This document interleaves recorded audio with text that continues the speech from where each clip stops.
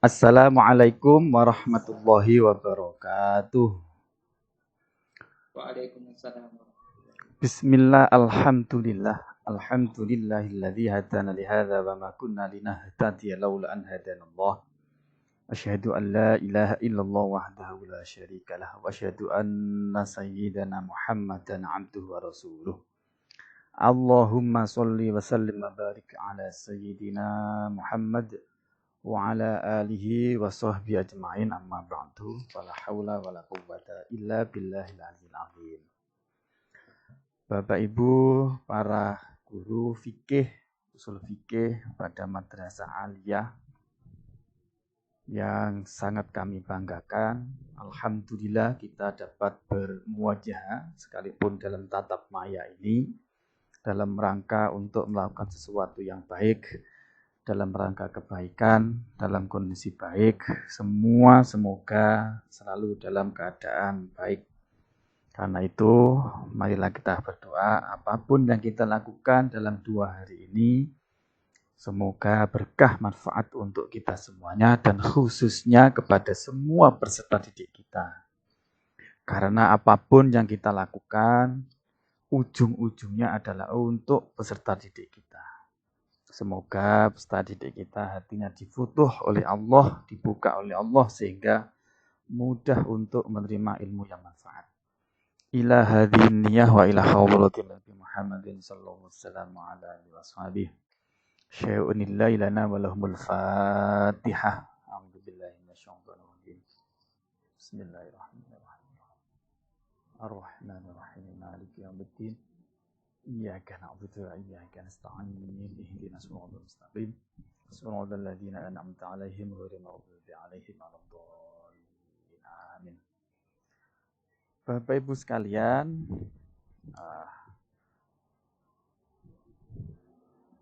terkait dengan sosialisasi dan bimbingan teknis untuk bagaimana mengimplementasikan KMA 183 dan KMA 184 tahun 2019 ini, Subdit Kurikulum dan Evaluasi dalam 2 hari ini akan menyelenggarakan sosialisasi ini. Setidaknya ada beberapa materi yang akan disampaikan kepada Bapak Ibu semuanya. Saya nggak tahu persis tadi apakah di awal sudah disampaikan apa belum, namun untuk memantapkan kita semuanya kembali, ini saya sampaikan bahwa Bapak Ibu dalam 2 hari ini itu memang sengaja Bapak Ibu diberikan pembekalan bagaimana mengimplementasikan KMA 183 tentang kurikulum PAI dan bahasa Arab pada madrasah serta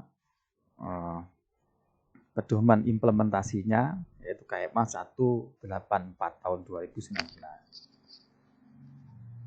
Bapak Direktur, kalau nggak salah nanti setelah saya, Bapak Ibu akan menyampaikan gagasan besar beliau terkait dengan apa yang disebut dengan revolusi pembelajaran. Kalau di Kemendikbud ada istilah Merdeka Belajar, maka di madrasah itu ada revolusi belajar. Nah, bagaimana konsepnya, kemudian turunannya, kayak apa implementasinya, insya Allah Pak Direktur langsung akan memberikan materi tentang ini yang diperkuat dengan Bapak Kasubdit, Bapak Kasih Kurikulum MA juga khusus mengerucut kepada KMA 184-nya, yaitu pedoman implementasinya. Nah, kemudian Bapak Ibu juga mendapatkan tentang esensi perubahan KIKD untuk mata pelajaran ini, yaitu fikih usul fikih ini apa sebetulnya yang berubah dan kemana mau diarahkan. Nah, terkait saya itu adalah bagaimana pembelajaran abad 21. Nah, ini menjadi penting karena anak-anak kita akan menghadapi zaman di mana zaman itu mungkin sangat berbeda dengan apa yang kita alami sekarang ini. Nah, bagaimana kita mengelola pembelajaran di madrasah dan bagaimana KMA ini mengantisipasi itu semuanya, maka akan kita diskusikan di jam sekarang ini. Nah, Bapak Ibu juga akan mendapatkan tentang penilaian hasil belajar. Mungkin ini sudah juga sudah disampaikan hasil belajar.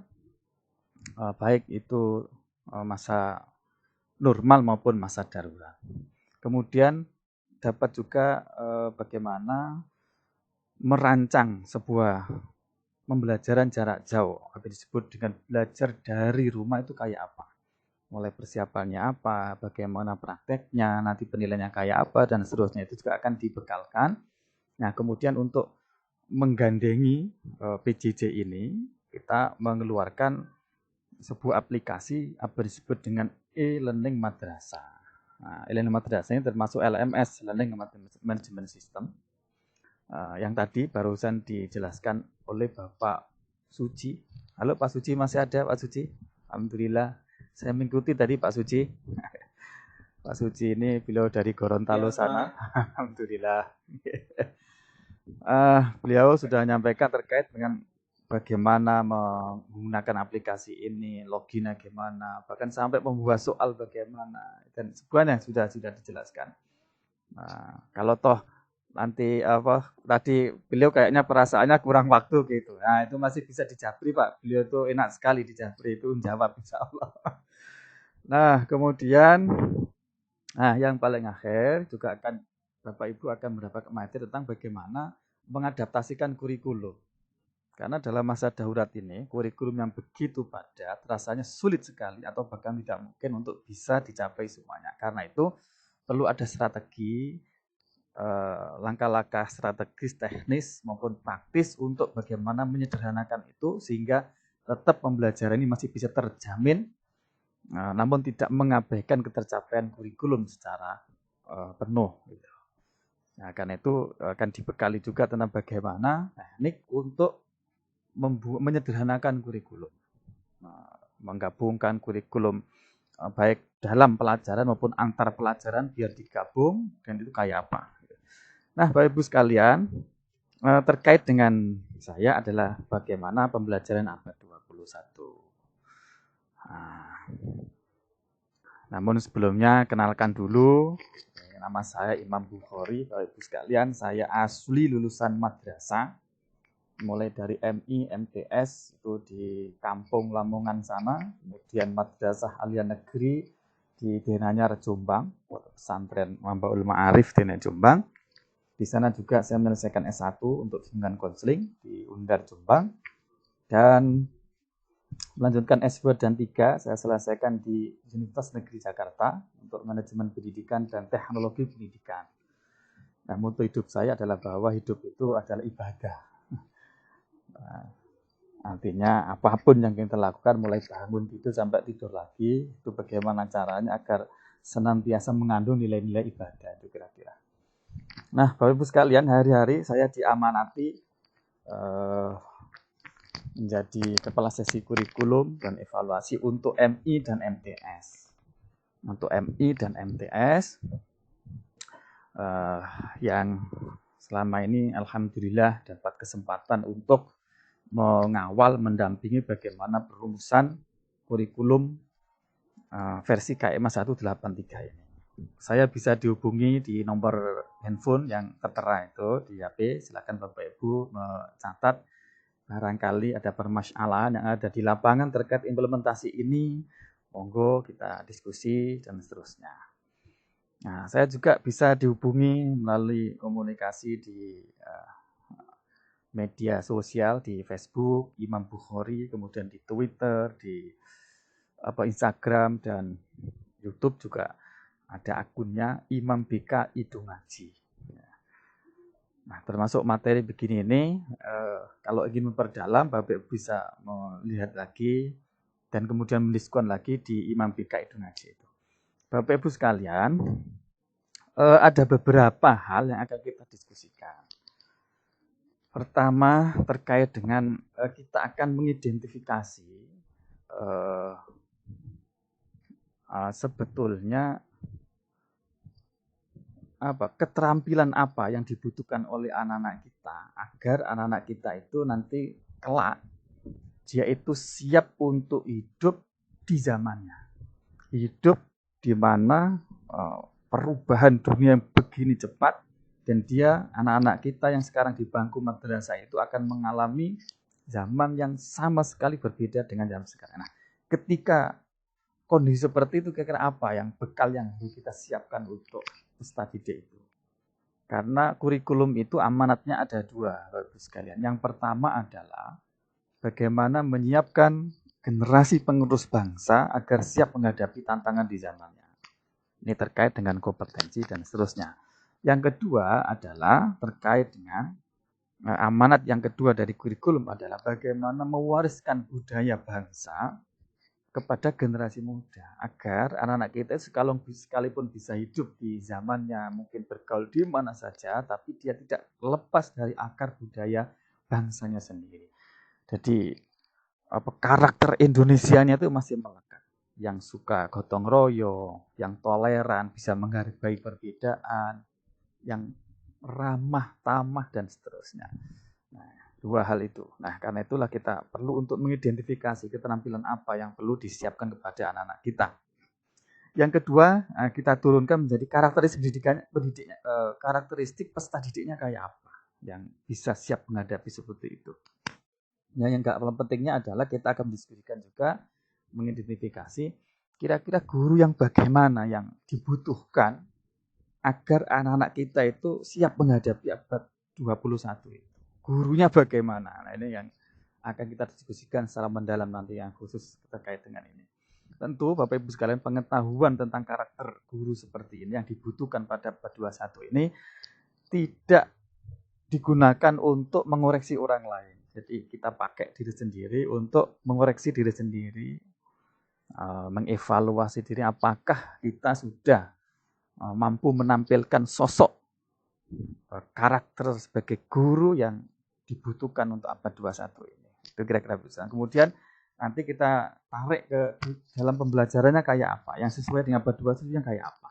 Nah, yang paling akhir tentu kita kaitkan dengan KMA 183 ini bagaimana mengantisipasi. Nah, semua ini Bapak Ibu sekalian, kita harapkan nanti Bapak Ibu guru benar-benar performanya itu betul-betul sebagai guru yang hebat dan bermartabat. Kalau hebat saja banyak, kalau hebat saja, tapi hebat bermartabat, nah ini saya kira madrasah lah tempatnya gitu. Oke, Bapak Ibu sekalian, itu hal yang akan kita diskusikan. Nah, mungkin karena ini waktunya 2 jam, misal kita mengalir saja, jadi sambil diskusi Bapak Ibu bisa bertanya apa saja terkait dengan materi ini. Tentu yang saya sampaikan ini sifatnya tidak praktis dan kayak resep gitu, enggak. Mungkin ide-ide umum yang apabila diimplementasikan di madrasah Bapak Ibu sendiri itu butuh penyesuaian-penyesuaian. Nah, ketika itu Bapak Ibu punya gambaran tertentu dalam kasus tertentu di madrasah masing-masing, silakan diangkat di forum ini. Nanti akan saya beri kesempatan untuk berbicara. Atau biasanya rebutan Bapak Ibu sekalian. Karena pesertanya ini ada 300-an, jadi rebutan yang ngomong. Nah, jaga nih agar tetap ide dan gagasan Bapak Ibu pertanyaannya tertampung. Silakan saya sarankan untuk ditulis saja di chat ya, di ruang chat Zoom. Nanti Bapak moderator atau Bapak host akan membantu untuk menyampaikan di forum ini. Jadi begitu. Sehingga kita berharap dalam 2 jam ke depan ini betul-betul efektif untuk tidak hanya sekedar memahami apa sih yang dibutuhkan dan bagaimana menyiapkan ke depannya, tapi sudah sampai ke taraf implementasinya. Karena itu apa yang Bapak Ibu rasakan di lapangan itu silakan nanti diangkat untuk bisa didiskusikan bersama di forum ini. Bapak Ibu sekalian, mengawali sebagai pancingan diskusi, saya akan mengutip sebuah makalah yang pernah disampaikan oleh Mr. Andreas, ini Direktur OECD. Beliau pernah menyampaikan begini, bahwa perubahan dunia yang sangat cepat ini mesti diikuti oleh perubahan dunia pendidikan kita. Jadi dunia pendidikan kita mesti harus berubah untuk menyesuaikan perubahan yang begitu cepat di dunia ini. Sekarang ini yang ya namanya dunia ya, yang abadi adalah perubahan itu sendiri. Dan akan terus berubah begitu. Nah, ya kayak kita ini yang umur 40 tahunan ini dulu tidak pernah membayangkan bagaimana hidup sekarang ini. Bagaimana begitu mudah mengakses internet, begitu mudah kita terkoneksi dengan orang di belahan manapun begitu mudahnya.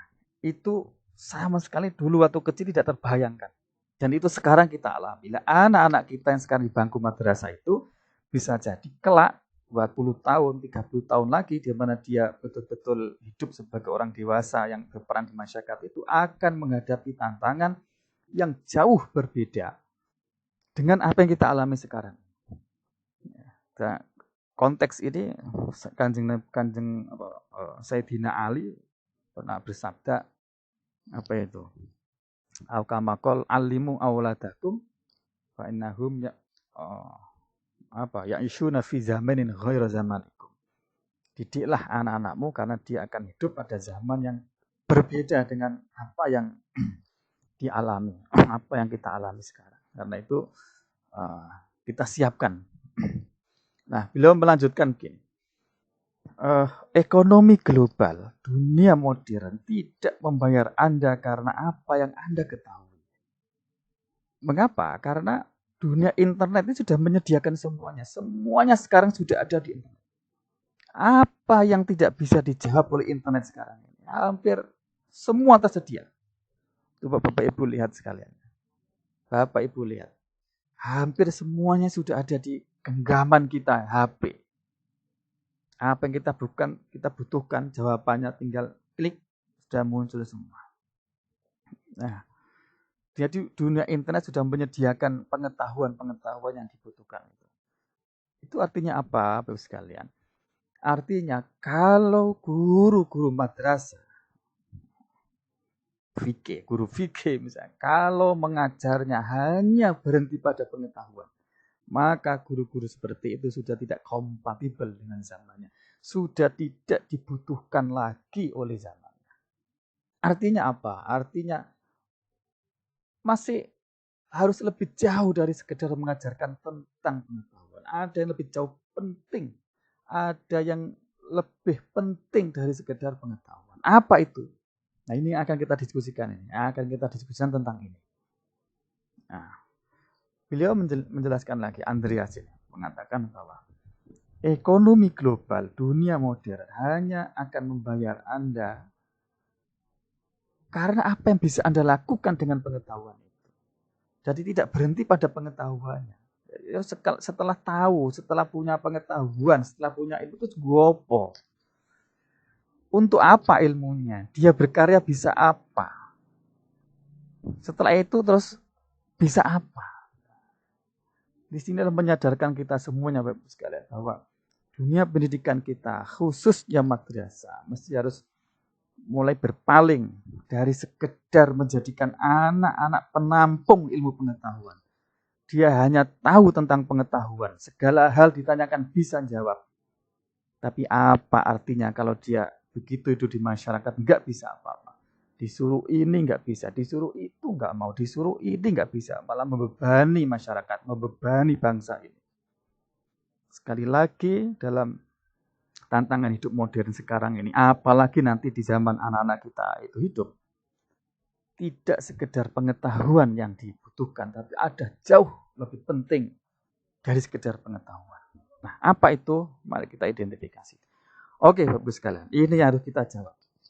Kira-kira keterampilan apa yang keterampilan itu bersifat mendasar, yang betul-betul dibutuhkan oleh anak-anak kita agar dia itu bisa eksis, hidup, nyaman, tentram, sukses di abad 21. Apa disebut dengan era industri 4.0 itu. Nah, kira-kira gimana Bapak Ibu sekalian? Ada yang ingin komentar? Mungkin Pak Host ada ingin komentar? Mari kita diskusikan. Iya Bapak. Ayo, baik Bapak dan Ibu, ada pertanyaan dari Bapak silakan. Yaitu Bapak Imam tentang keterampilan apakah yang dibutuhkan oleh Bapak dan Ibu. Baik. Bagi yang ingin berkomentar silakan chatting, bagi yang ingin menjawab langsung silakan di raise hand atau bisa langsung buka mic-nya. Ya kan, Bapak, mari kita diskusi saja, Silakan Bapak dan Ibu. Dari MA Kota Cimahi, Jawa Barat. Silakan, Bapak. Cimahi, monggo. Cimahi. Bandung, silakan. Nah, suaranya? Mic-nya Bapak tidak ada. Mic-nya Bapak. Suaranya tidak ada. Suaranya tidak ada, Bapak.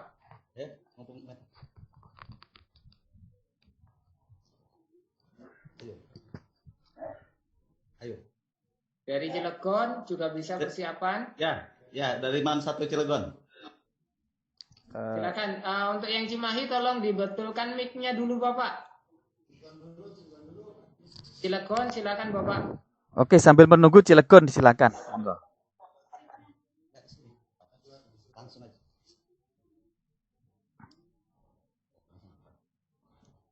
aja. Silakan. Mana yang lebih bisa siap untuk? Cilegon, Silakan. Bapak, silakan langsung. Mana? Cilegon. J, Bapak.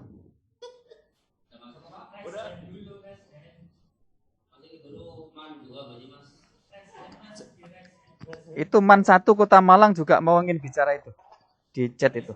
Diketik aja Pak, kalau ingin disampaikan bisa diketik di chat, silakan.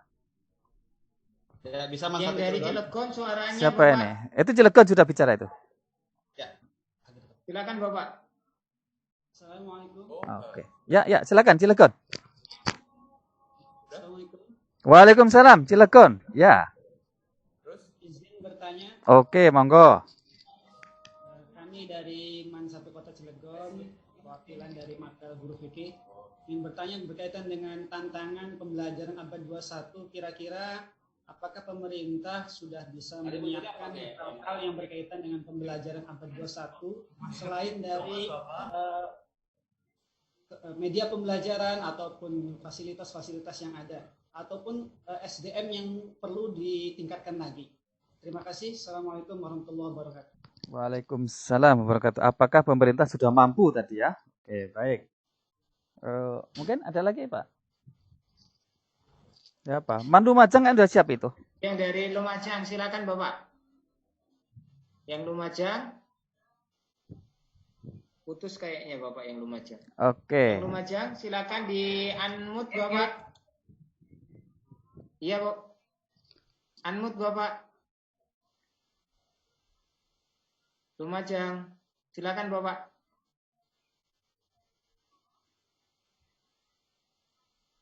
Yang dari kota.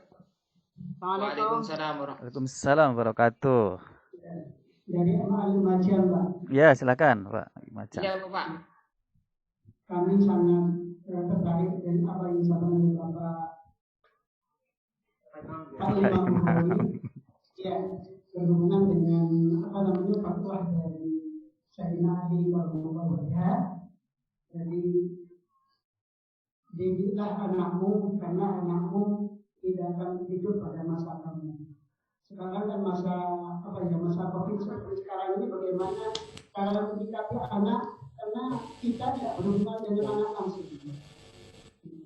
Bagi yang punya HP, punya Android itu masih bisa dipantau, tapi bagi yang mereka tidak punya itu susah untuk memantaunya, Pak. Bagaimana cara memantaunya yang bisa dijak dan juga kita sebagai guru, karena penilaian sikap itu penilaian yang paling penting, termasuk penilaian pertama di madrasah.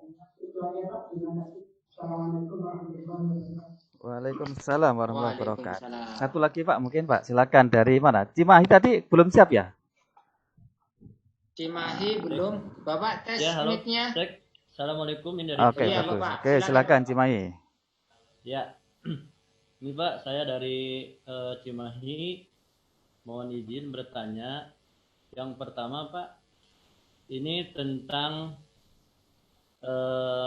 kurikulum ataupun KIKD yang di kelas 12 ya Pak ya, tentang jihad dan khilafah ya Pak. Itu Oke. satu, minta lebih diperjelaskan kenapa dihilangkan.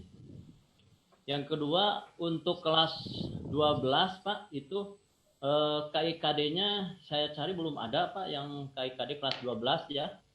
Terkait apa Pak? Atau kelas kelas 12. Dan satu lagi tentang pelajaran fikih dan usul fikih, Pak, di keagamaan, Pak. Oke. Nah, saya rasa itu tumpang tindih, Pak. Di keagamaan itu di fikih ya, KIKD atau materi fikih dengan usul fikih sama.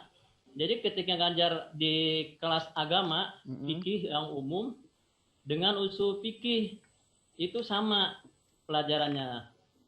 Memang ada perbedaannya sedikit, Pak, di bab terakhir saja yang membedakan usul fikihnya, Pak.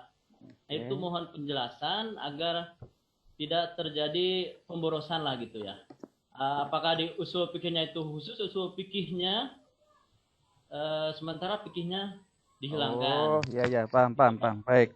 Terima kasih. Terima Itu aja. kasih. Assalamualaikum. Waalaikumsalam warahmatullahi wabarakatuh.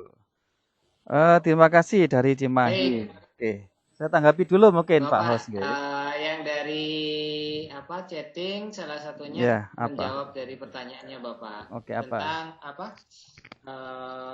keterampilan apakah yang dibutuhkan? Yaitu dari MAN 1 Garut, Bapak, keterampilan yang dimaksud mungkin disesuaikan dengan kondisi lapangan siswa yang berada, karena sehebat apapun keterampilan yang diajarkan, kalau tidak sesuai dengan lingkungan, tidak ada gunanya, Bapak. Oke, baik, alhamdulillah. Dan yang dari Cimahi, Ciamis, itu keterampilan abad 21, yaitu menguasai bahasa asing, menguasai teknologi, menguasai rasa empati yang kuat, dan akhlakul karimah. Akhlak. Monggo, Bapak. Terima kasih sudah menjawab terkait dengan apa keterampilan mendasar yang dibutuhkan. Saya setuju, dan memang seperti itu beberapa hal yang mesti dibekalkan terkait dengan kemampuan IT, kemudian terkait dengan yang disesuaikan tadi itu. Nanti akan kita perdalam lagi, tapi saya ingin komentar dari beberapa pertanyaan tadi. Yang pertama dari Cilegon, apa yang pemerintah sudahkah mampu menyiapkan tadi ya, Bapak Ibu sekalian, tugas menyiapkan generasi penerus bangsa untuk bisa menghadapi abad 21 ini tentu tidak menjadi tugas satu sektor tertentu. Semuanya punya tanggung jawab itu, tapi terutama adalah dunia pendidikan. Karena memang dunia pendidikan inilah yang punya kewajiban untuk menyiapkan generasi muda itu keterampilan-keterampilan, pengetahuan-pengetahuan, dan sikap yang kompatibel untuk menghadapi tantangan zamannya. Jadi kalau ditanya misalnya pemerintah sudah siapa, ya selama ini sejauh ini ya persiapannya sudah maksimal yang bisa kita saksikan ini. Kekurangan di sana sini itu pasti ada, karena kemampuannya ya masih sebatas ini. Misalnya dari aspek anggaran masih mampu 20% dari APBN. Nah, itu kan sebetulnya masih kalah dengan negara-negara maju lain. Itu pun yang 20% itu pun sudah untuk banyak sekali hal, bahkan tersedot banyak untuk membayar guru-gurunya. Jadi bukan kok fokus kepada mutunya. Jadi masih banyak hal yang harus disiapkan karena kondisi bangsa ya masih begini ini.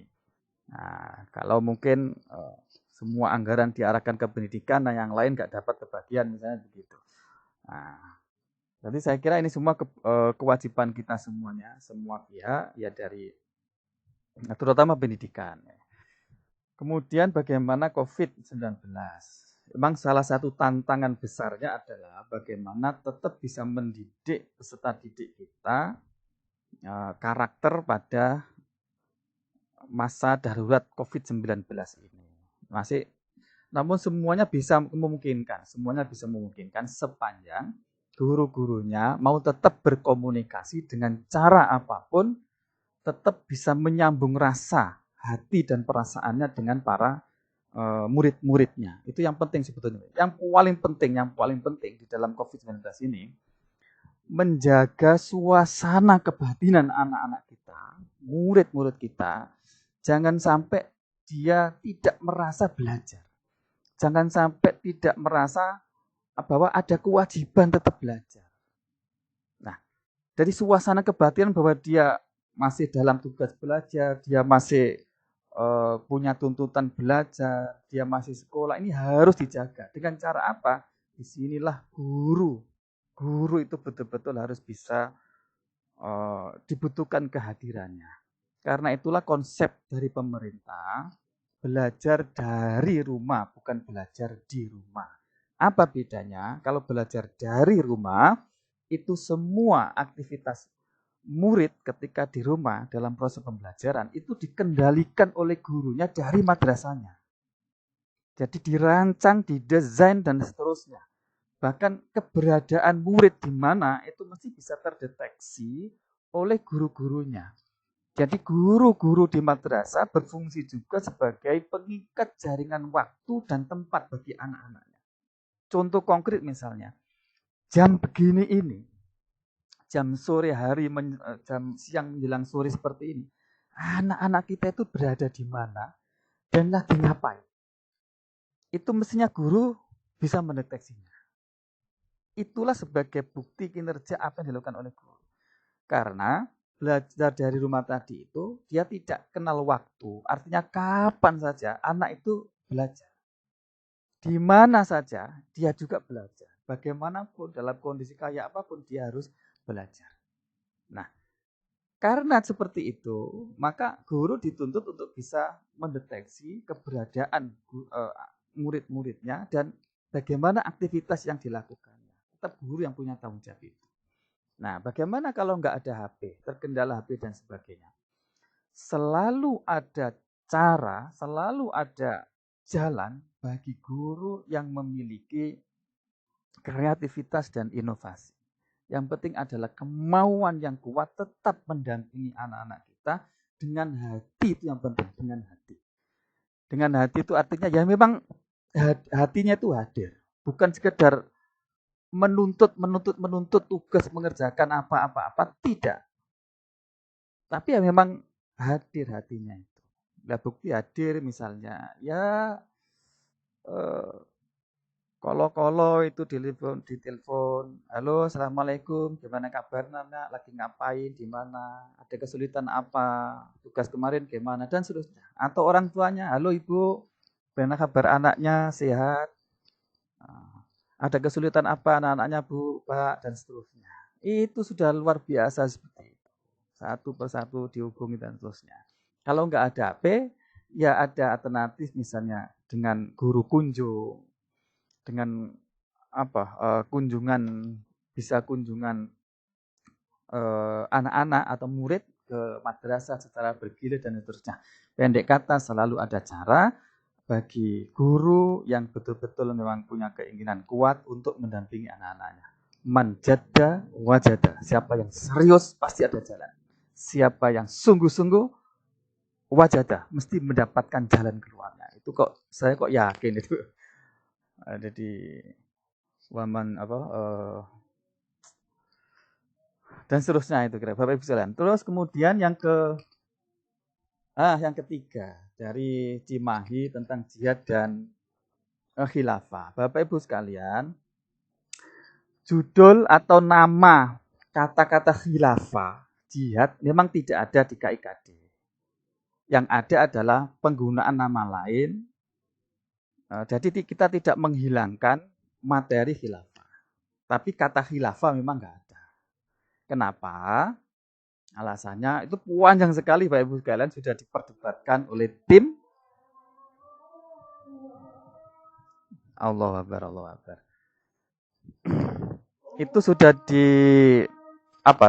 diperdebatkan, dibahas panjang lebar oleh tim, praktisi, semua komponen untuk mendiskusikan itu. Keputusan akhirnya adalah kata-kata khilafah tidak disebutkan dalam KIKD. Kenapa? Salah satu alasannya banyak, salah duanya adalah kata-kata khilafah selama ini disalahgunakan oleh pihak-pihak tertentu yang memang tidak sepakat dengan adanya Pancasila dan NKRI. Disalahgunakan. Dijadikan sebagai alat pembenar bagi gerakannya untuk misalnya mengganti Pancasila. Betapa kejadian-kejadian kemarin, Masya Allah, kita disibukkan orang-orang tertentu ini buku madrasah dijadikan alat pembenar. Nah, sehingga kita menggunakan prinsip kaidah fikih saddu dzari'ah, menutup kemungkinan untuk disalahgunakan seperti itu. Juga kaidah darul mafasid qaddamun ala jalbil masolih. Jadi daripada dicantumkan nanti kemudian malah banyak sekali hal yang akan terjadi, maka tidak dihilangkan tapi disubstitusikan, dimasukkan di dalam konteks kajian lain. Misalnya contoh konkret, akhirnya khilafah kemudian ditempelkan dari aspek kajian hadharah tsaqafah SKI-nya. Dan itu lebih manfaat daripada mengajari anak-anak tentang hukum benar salah fikih. Nah, kalau toh mau mengkaji fikih secara mendalam, sudah disiapkan nanti di tingkat perguruan tingginya. Nah, karena anak-anak sudah dibekali pemahaman yang cukup, kira-kira begitu. Jadi tentang khilafah ini disubstitusikan di mata pelajaran SKI. Di sana dikaji dari aspek hadharah budaya dan justru itu kan yang lebih lebih penting daripada membahas halal haram itu. Halal haram terkait dengan khilafahnya ya. Karena begini biasanya yang sekarang yang selama ini disalahpahami adalah yang berkembang dalam diskusi bahwa yang wajib ditegakkan itu adalah nasbul imam. Ini muttafaq alaih. Jadi imam manapun bahwa yang nasbul imamah menegakkan kepemimpinan itu wajib. Sehingga tidak boleh sedetik pun di suatu negara itu kosong dari kepemimpinan. Maka hukumnya fardu kifayah, siapapun yang ada di bangsa itu wajib menegakkan kepemimpinan. Nah itu sepakat. Lihat itu An-Nawawi dalam Syarah Majmu' sudah sepakat lah itu. Yang tidak sepakat adalah dalam bentuk apa kepemimpinan itu. Nah ini sudah urusan khilafiyah, sudah istihadiyah. Nah ada yang kepemimpinan dalam bentuk monarki kerajaan.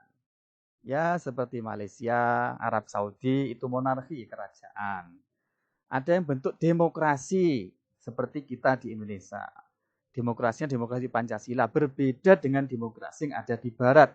Demokrasi liberal dan seterusnya. Kita memilih yang sangat demokrat, sangat moderat, yaitu demokrasi Pancasila. Demokrasi tapi disetir dengan nilai-nilai Pancasila yang tidak berlawanan, bertentangan dengan nilai-nilai syariat Islam. Ini kan luar biasa.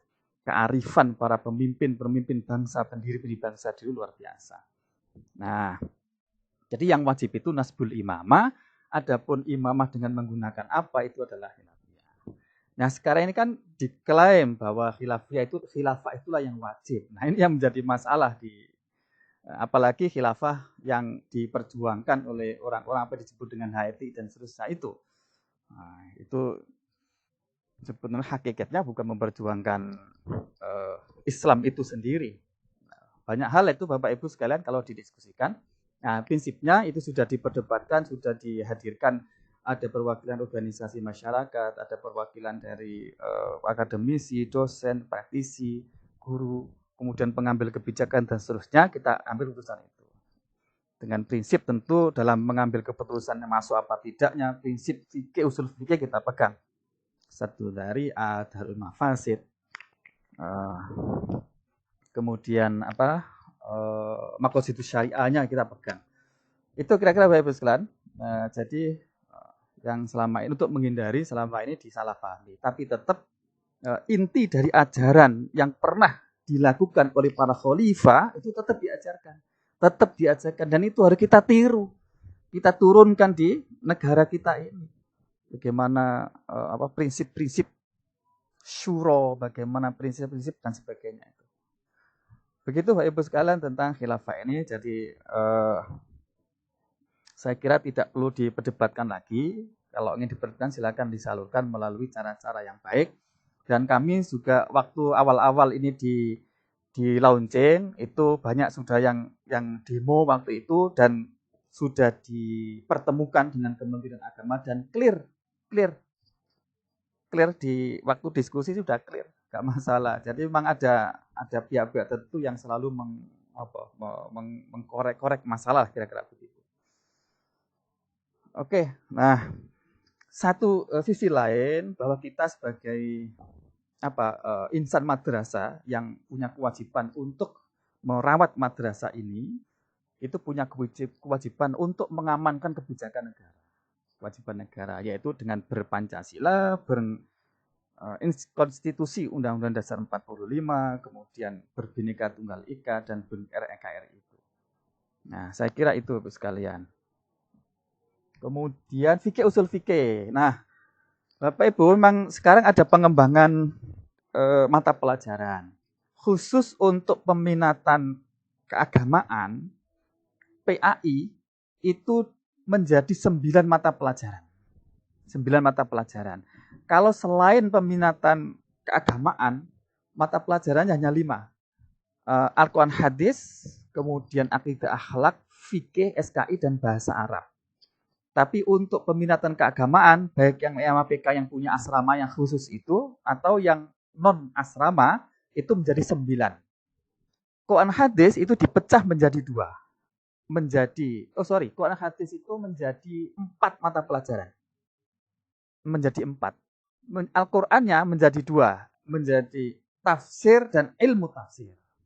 Hadisnya menjadi 2, hadis dan ilmu hadis. Ini 4 mata pelajaran yang terpisah-pisah. Bukunya beda-beda, KIKD-nya beda-beda. Jadi sudah dikelompokkan dalam 9. Tapi kalau di non keagamaan itu masih 1. Quran hadis itu ya isinya ya Quran, ya hadis, ya ilmu hadis, ya ilmu tafsir. Jadi 4 jadikan 1 gitu. Nah, karena memang keagamaan ini untuk menyiapkan anak-anak yang memang lumayan tabakhur, bukan sampai tabakhur sih, tafakuh fiddin, dia mendalami keagamaan, nanti diharapkan begitu lulus ya lumayanlah punya bekal untuk keagamaannya. Tapi kalau ingin menjadi ulama beneran ya mesti ke pondok pesantren. Kalau madrasah saya kira belum sepenuhnya mampu. Itu disiapkan memang itu. Dasar-dasar tidaknya itu sudah cukup lah untuk menjadi orang yang berperan untuk di bidang keagamaan. Yang lain itu yang penting fardu ainnya cukup. Jadi misalkan Quran hadis itu yang penting fardu ainnya itu sudah cukup bagi yang peminatan lain. Tapi yang peminatan keagamaan memang minatnya di agama akan dipelajari lebih mendalam. Al-Quran hadis menjadi 4 mata pelajaran. Fikih menjadi 2. Fikih sendiri, bukunya sendiri, KIKD-nya sendiri, dan usul fikih. Dan usul fikih ini ya mulai awal sampai akhir, bab awal sampai bab akhir itu semuanya ada. Tapi kalau di non keagamaan kan fikih usul fikih itu campur. Sehingga ya tanggung lah. Pokoknya yang penting tahu usul fikihnya, tidak sampai bagaimana menggunakan kaidah-kaidah usul fikih dan seterusnya. Kemudian apalagi? Akidah akhlak. Akidah akhlak dipecah menjadi 2. Akidahnya menjadi ilmu kalam, jadi lebih mendalam dari sekedar belajar tauhid akidah. Kemudian akhlaknya menjadi akhlak dan tasawuf. Akhlak dan tasawuf. Akhlak urusan bagaimana perilaku, kemudian tasawufnya urusan hatinya. Jadi hatinya disentuh. Ini lebih mendalam. Kemudian bahasa Arabnya dipecah menjadi 2. Bahasa Arab yang sama persis dengan yang ada non keagamaan, yaitu mengandalkan kepada 4 mahara itu, berkomunikasi, mendengar, bicara, mendengar, menulis dan membaca, mahara qiraah, istima, kemudian apalagi takallum dan kitabah. Itu 4 itu, tapi ada 2 jam pelajaran itu khusus belajar tentang nahwu, shorof dan balaghahnya. Nahwu shorof untuk kelas 10 dan 11, balaghah ini khusus untuk kelas 12. Jadi memang sudah disiapkan seperti itu Bapak sekalian. Kemudian untuk SKI-nya sama, semuanya. Untuk SKI-nya sama. Nah, jadi itu Pak. Jadi saya kira ini tidak membingungkan karena memang pelajarannya itu dipisah, KIKD-nya beda dan sasarannya beda dengan non keagamaan. Yang IPA, IPS, kemudian bahasa itu sudah dikelompokkan tersendiri. Itu Pak dari mana tadi ya? Cimahi, dari Cimahi. Oke, baik, saya teruskan membahas tentang yang tadi disampaikan dari Man Garut, kemudian Ciamis tadi. Bagaimana sih sosok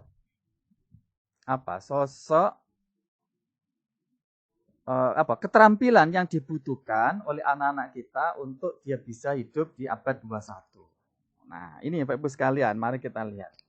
Menurut penelitian, tentu ini bukan sembarangan, tapi menurut penelitian, itu ada 12 keterampilan mendasar yang dibutuhkan oleh anak-anak kita agar dia bisa hidup eksis sukses di abad 21. Eksis artinya dia terperhitungkan perannya, tidak menjadi objek dari orang lain. Dia menjadi pemain di zamannya, bukan menjadi penonton di bangsanya sendiri. Itu diperkirakan, dipersyaratkan dia memiliki 12 keterampilan ini. Ini kalau kita kelompokkan ada 3, ada keterampilan belajar, keterampilan literasi, dan keterampilan hidup dan berkarir untuk menjamin keberlangsungan hidup dan kelancaran karirnya.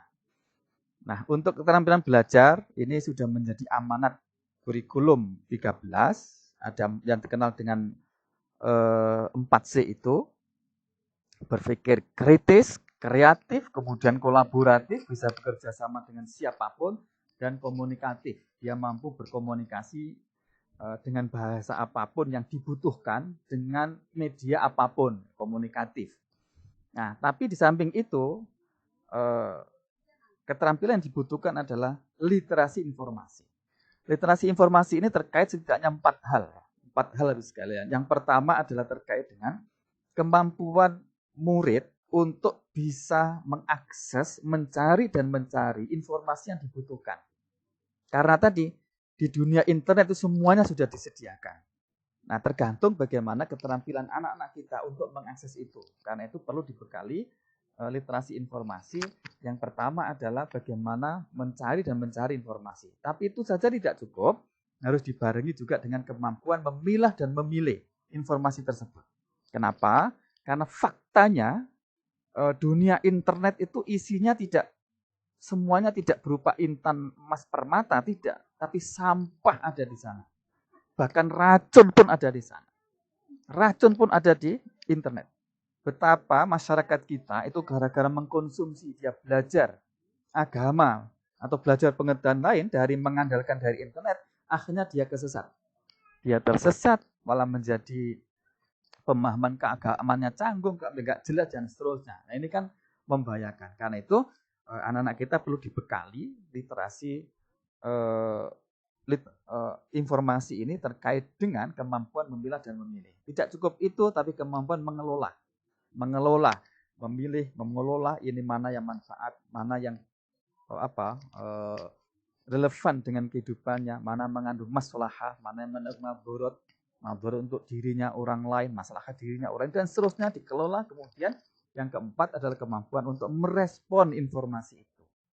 Betapa banyak anak-anak kita, atau ya kita semuanya lah, masyarakat kita, begitu menerima informasi lewat WA, langsung klik, tanpa menggunakan saringan 4 tadi itu. Akhirnya terjadi adalah betapa medsos di dunia ini penuh dengan hoax-hoax yang Masya Allah, pertimbangan akhirat itu sudah nggak ada lagi. Nggak ada pertimbangan ini dosa apa enggak, ini manfaat apa enggak. Pokoknya sesuai dengan kepentingannya, di-share, nggak peduli itu bohong apa. Nah, Masya Allah, ini sudah tantangan luar biasa ini Bapak Ibu sekalian. Karena itu sekali lagi, tugas kita untuk membekali peserta didik kita dampingi anak-anak kita agar dalam kehidupan sehari-hari ini, dia itu punya literasi informasi ini. Nah, yang dimaksud dengan literasi itu ya kemampuan untuk menjalani hidup sehari-hari sebetulnya. Nah, ini tak lepas juga dari literasi media dan literasi teknologi. Literasi media apa saja luar biasa ini, mampu menggunakan media apa saja, teknologi juga demikian. Betapa banyak dengan teknologi ini, itu hidup kita itu semakin mudah. Dulu yang sulit menjadi mudah, yang begitu berat melakukan tugas-tugas, sekarang menjadi ringan dengan teknologi. Sesuatu yang rumit, tapi dengan teknologi bisa menjadi sederhana.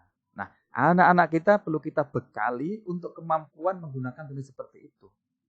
Ya, bagaimana caranya? Nanti kita diskusikan. Tentu tidak melalui mata pelajaran, tidak melalui pelajaran. Kita bentuk melalui proses pembelajaran sehari-hari. Nah, keterampilan berikutnya yang dibutuhkan oleh anak-anak kita agar dia bisa hidup sukses di abad 21 adalah kemampuan keterampilan hidup dan berkarir.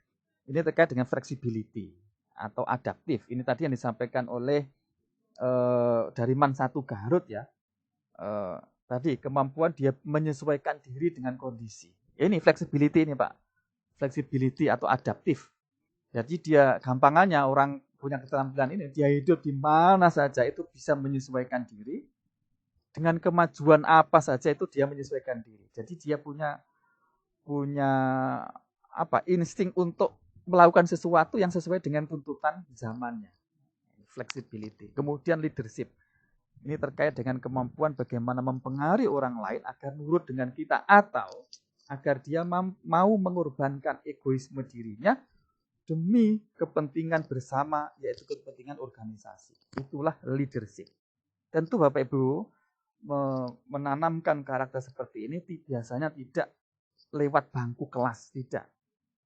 Biasanya lewat kegiatan-kegiatan eskul, kemudian lewat kepanitiaan, kegiatan-kegiatan hari besar dan seterusnya. Karena itulah mari kita perbanyak madrasah kita perkaya dengan kegiatan-kegiatan apapun. Kemudian menjadikan anak untuk mengurusi itu. Secara tidak langsung berarti kita sudah menanamkan keterampilan menjadi pemimpin masa depan. Nah, kemudian inisiatif. Selalu dia punya pikiran baru, cara baru setiap menghadapi masalah. Selalu punya inisiatif. Tadi yang disampaikan misalnya dari mana tadi?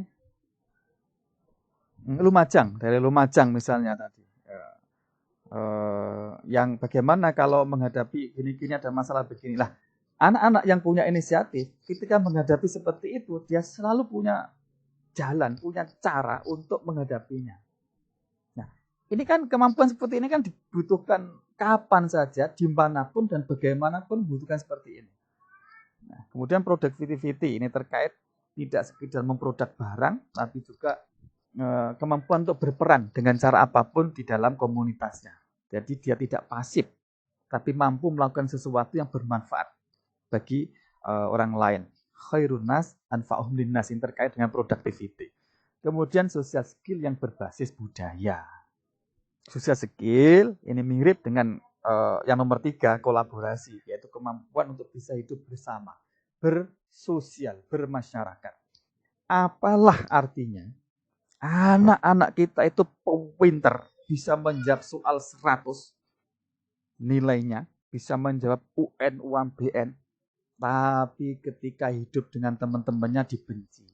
Nggak bisa hidup berkelompok, dia nggak bisa hidup bersama.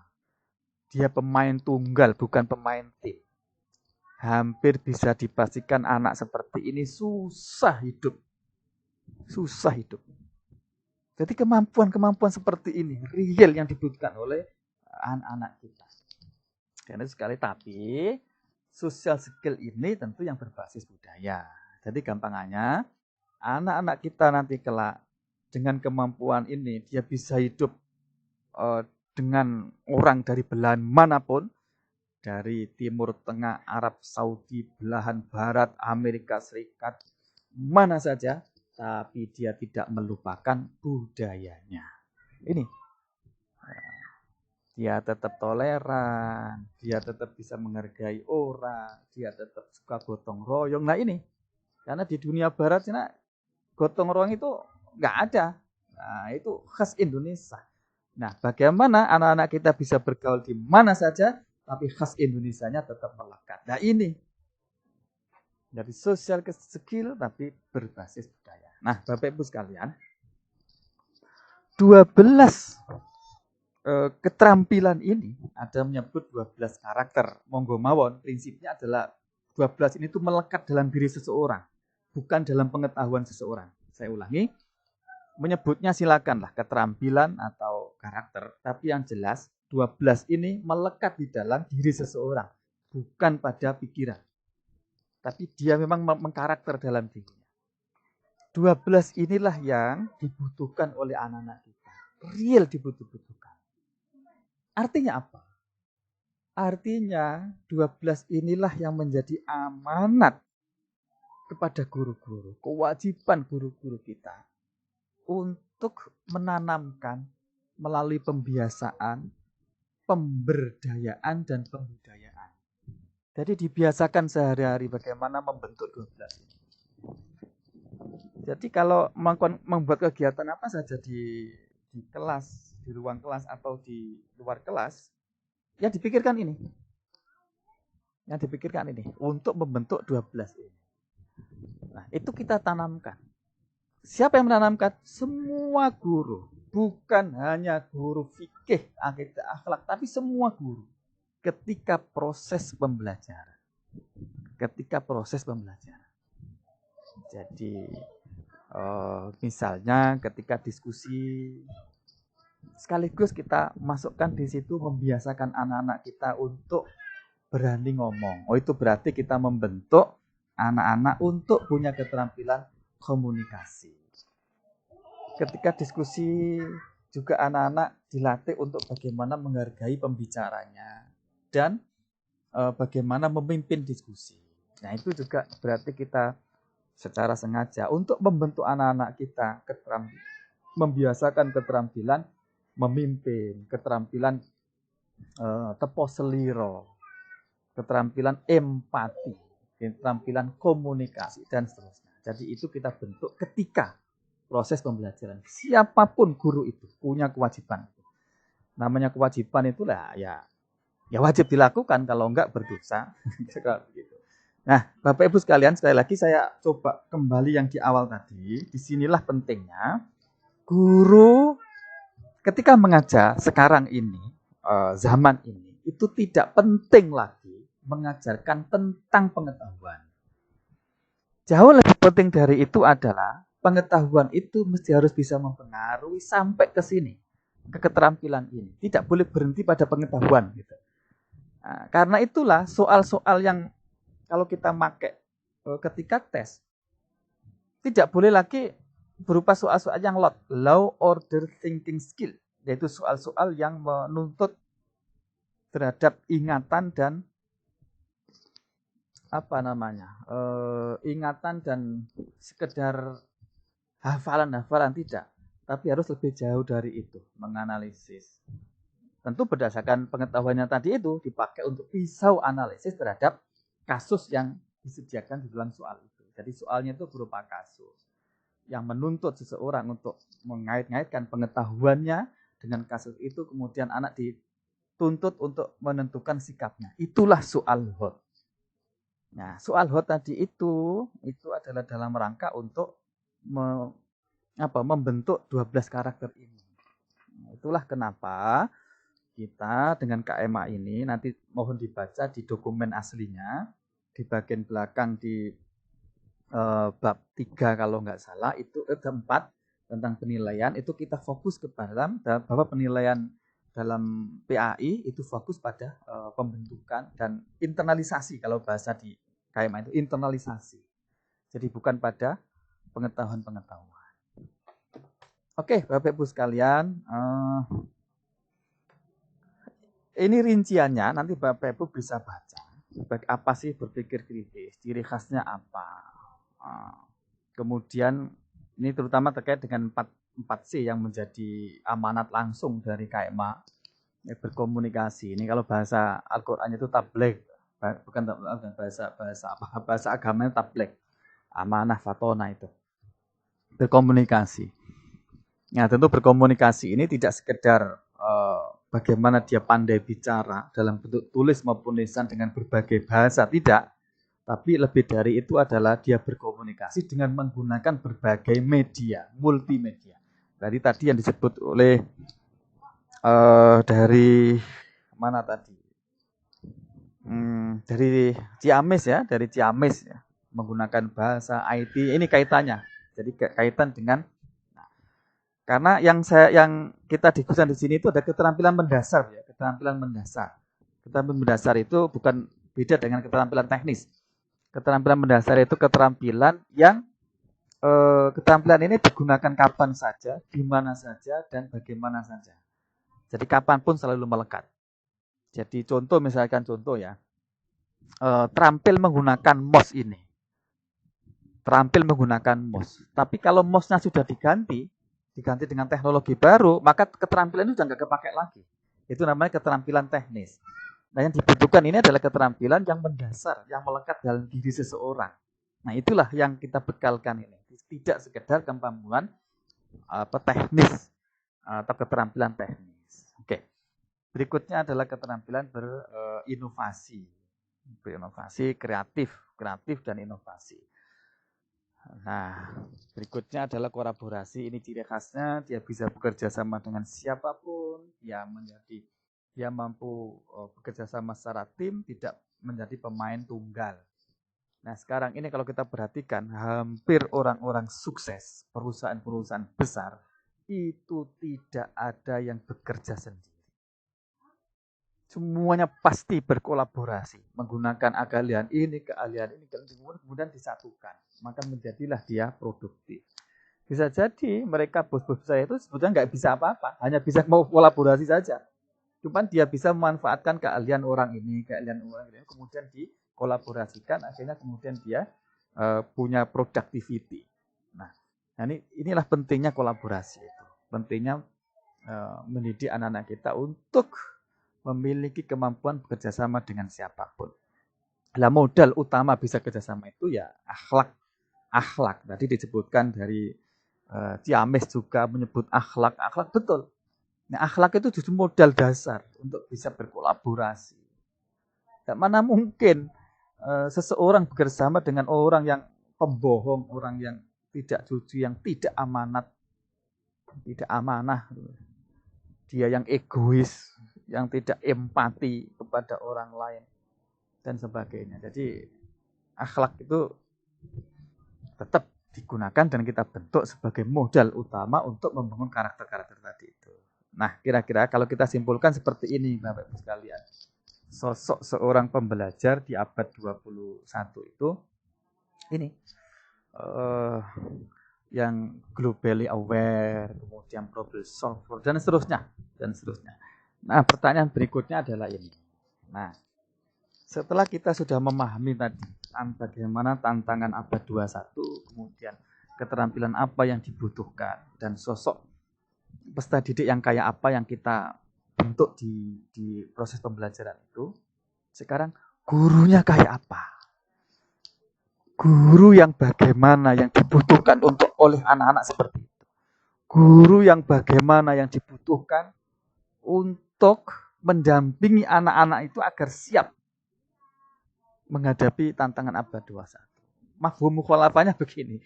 Guru yang tidak seperti ini itu tidak dibutuhkan lagi.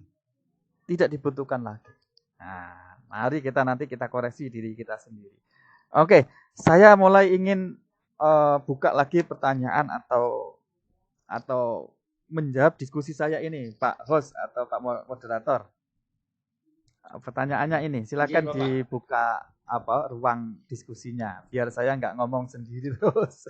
Bapak Ibu bisa ngomong apa saja, silakan. Tadi ini Man 1 Kota Malang itu, Man 1 Kota Malang, Pak. Sudah tadi berkali-kali kayaknya di chat itu. Man 2 Lamongan, Man 1 Gresik. Silakan. Silakan ditunjuk aja, Pak host. Man 1 Kota Malang, silakan Ibu.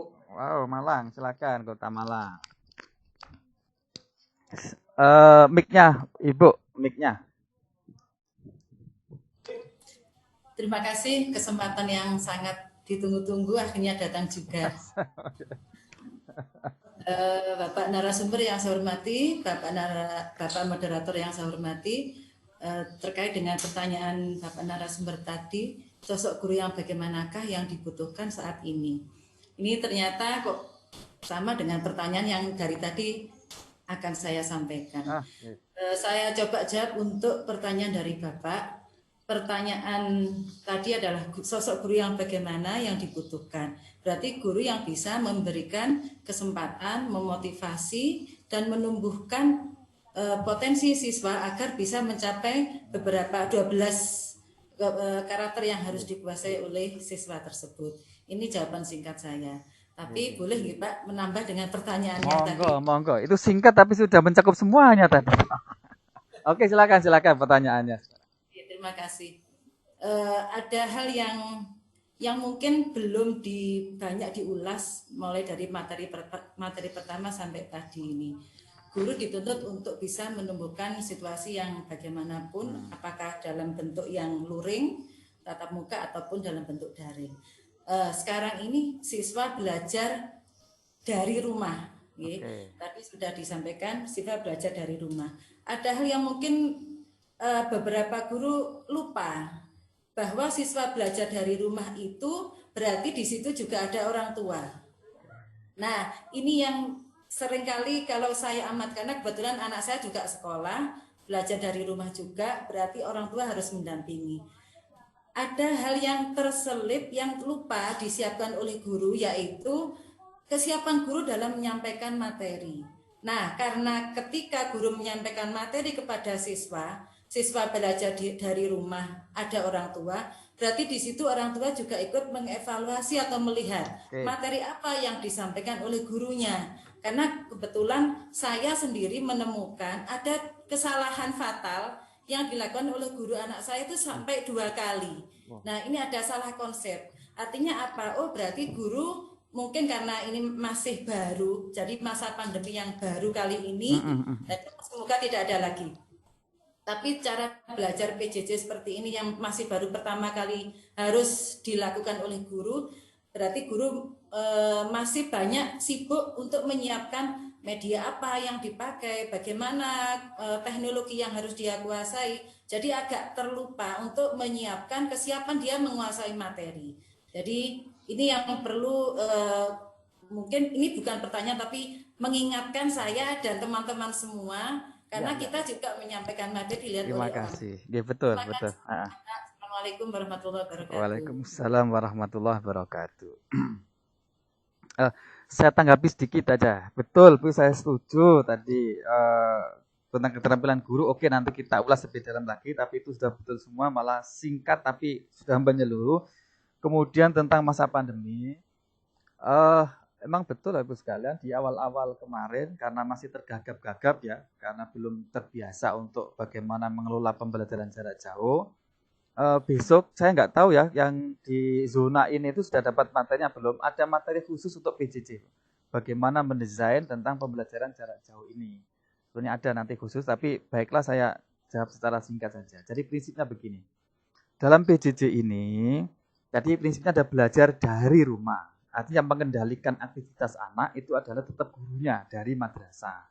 Sehingga tidak menyulitkan orang tua. Orang tua ini sudah pusing menghadapi COVID ini. Ada yang di PHK, ada yang penghasilannya turun, ada yang gugur gulung tikar dan seterusnya, itu pusing. Jangan dibebani lagi. Nah, tapi sekalipun tidak membebani, tetap dilibatkan. Nah, ketika melibatkan itu agar tidak membebani, pastikan instruksi pembelajaran itu jelas, tegas kepada anak dan terukur. Setidaknya 4 hal harus jelas dan tegas, terukur. 1, pastikan anak itu harus menguasai apa dalam 1 minggu ini. Nah, yang kedua, dia harus belajar apa untuk menguasai kompetensi tadi itu. Tentu dalam konteks ini guru harus menyiapkan media pembelajarannya. Tentang belajar apa itu, dia harus belajar apa, Mbak? Kalau baca apa? Kalau nonton YouTube-nya mana? Kalau link-linknya mana? Itu harus disediakan oleh guru, nggak boleh liar diserahkan kepada anak, nanti ujung-ujungnya membebani orang tua juga. Nah, membebani orang tua nanti ya gimana ya? Ya jangan sampai. Karena itu instruksinya harus jelas, dia harus menguasai apa dalam 1 minggu ini, kemudian dia harus belajar apa, dan itu disediakan oleh gurunya. Yang ketiga, jangan lupa, dia harus melakukan apa untuk melakukan proses pembelajaran itu. Selangkah demi selangkah diberi semacam panduan oleh gurunya. Anak-anak sekalian, nanti tolong ini dipelajari. Setelah itu coba kamu nanti diskusi dengan teman-teman yang lain melalui grup atau gini dan sebagainya. Nanti saya mengawasi, akan melalui grup kita yang kita bentuk di kelas dan grup kecil-kecil sesuai dengan kelompoknya masing-masing. Saya akan memberikan dampingan, silakan bertanya apa saja di situ. Insya Allah saya, Ibu Guru, akan mendampingi kalian semuanya. Saya tetap sayang kepadamu, emak. Kira-kira begitu. Jadi tetap apa? Justru ini yang paling penting. Pendampingan kepada anak-anak kita. Setelah anak itu jelas dia harus melakukan apa dalam rangka belajar. Nah, yang keempat, nah ini yang penting juga, anak-anak kita harus tahu dia dengan cara apa dia akan dinilai dan apa aspek yang akan dinilai. Itu pastikan dia tahu. Sehingga dia serius.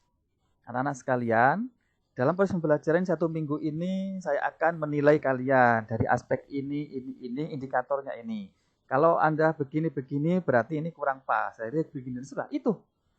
Nah, makanya tidak disarankan dalam proses pembelajaran PJJ ini, Bapak Ibu tidak disarankan membuat nilai yang berupa angka-angka itu. Tidak begitu banyak manfaatnya.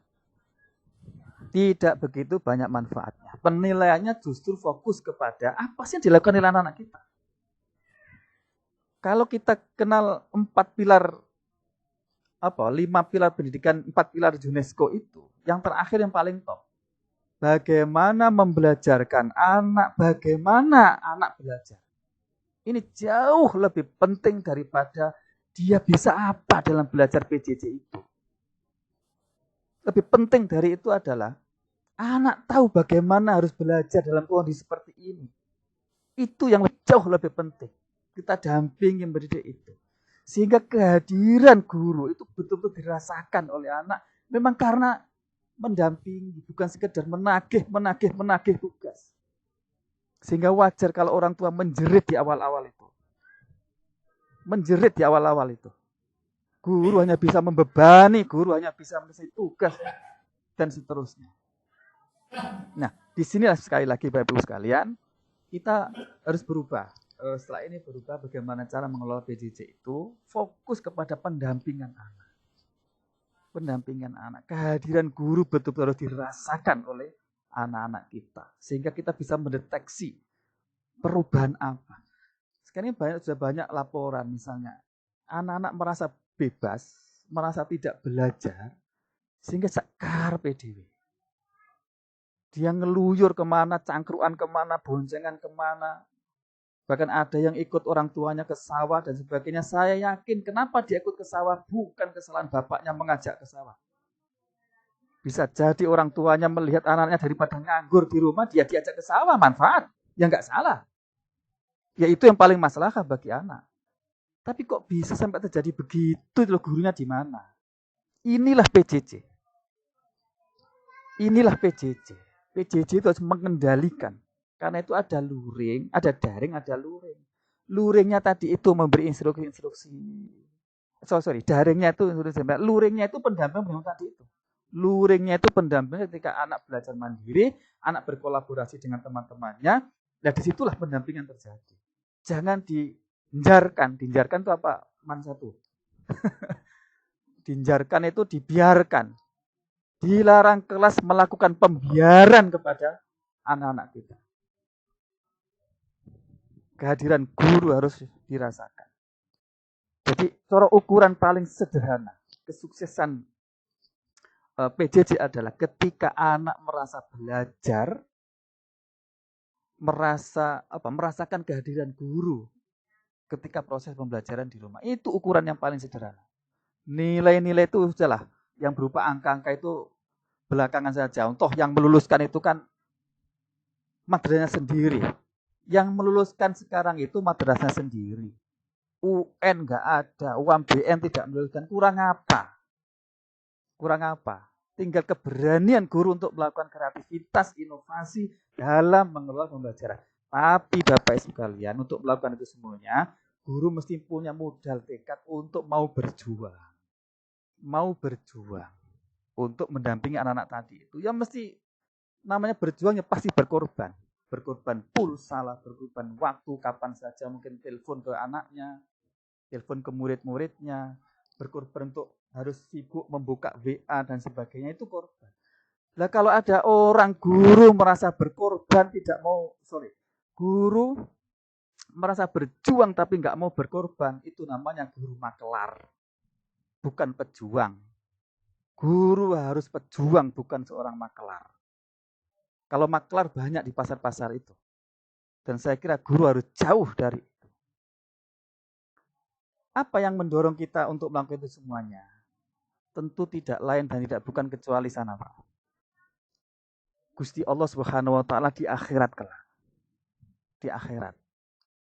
Pahalanya bagaimana ketika Bapak Ibu mendampingi satu anak saja jeluntrung belajarnya itu. Masya Allah, nggak bisa dihitung itu pahalanya. Semua pekerjaan lain nggak bisa nututi pahalanya guru itu. Ya, inilah madrasah. Yang dilakukan guru-guru madrasah itu yang mendorong itu ya pahala akhirat ini. Apalagi. Itu yang membedakan kita dengan sekolah itu di sini ini.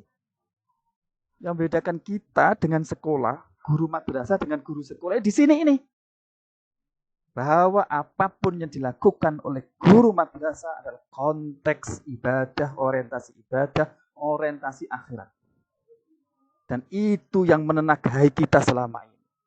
Yang menenagai kita, yang memotivasi kita. Bukan rupiah yang nggak jelas itu.